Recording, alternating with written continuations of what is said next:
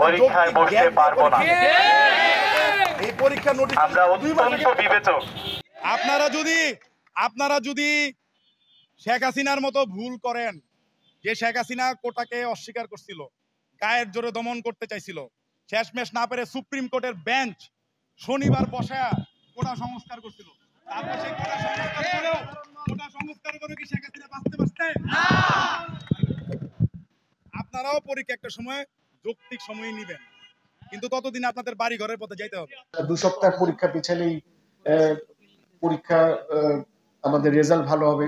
আমি মনে করি যে একজন স্টুডেন্ট, আমি তো শিক্ষক, সুতরাং আপনাদেরও বোঝা উচিত যারা এখানে আছেন, আমি শিক্ষকতা করেছি 32 বছর, আবারও ফিরে যাব শিক্ষকতা এই কাজ শেষে ইনশাআল্লাহ।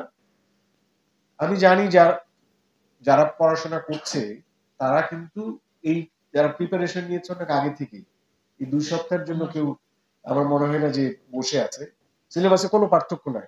আমি যখন যেই সিলেবাসে আমি তৈরি করি নিজেকে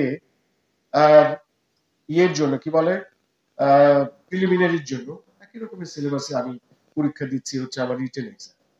সিমিলার সিলেবাস পড়লেই আমার রাইবার প্রিপারেশন হয়ে যাচ্ছে। সুতরাং আমার কাছে মনে হয় যে এখানে পরীক্ষা পেছনের যে দাবিটা, সেটা আমার কাছে মনে হয় না খুব যৌক্তিক। ছাত্রছাত্রীদের উচিত পড়ার টেবিলে চলে যাওয়া, পড়াশোনা করা, আমাদের প্রতি সম্পূর্ণ আস্থা রাখা।